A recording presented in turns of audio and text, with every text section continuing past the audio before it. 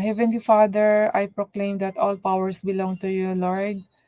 Ikaw ay nagpapakita sa amin at amin kang makilala dahil sinabi mo na the God of Judah is known to them at ang kanyang pangalan ay dakila.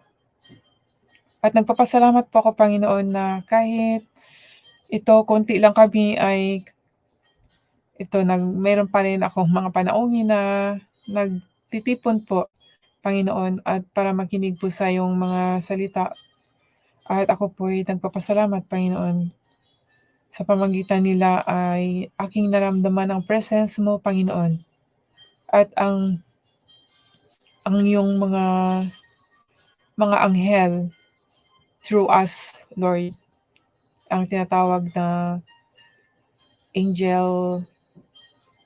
anghel na tao, Panginoon. Dahil ang tao na merong kaparte ng iyong espiritu ay masayang makikinig sa iyong mga salita. At salamat, Panginoon, sa lahat ng mga biyaya na kahit na may mga pagsubok ay hindi kami nawawalan ng pag-asa, kundi nagtitiwala pa rin kami sa iyo, Panginoon. Taos puso po akong magpapasalamat at lagi ko pong tatanawing utang na loob, Panginoon, ang kabutihang ginagawa mo sa amin, sa akin, sa aming lahat, Panginoon. Sa pangalan ni Jesus, Amen.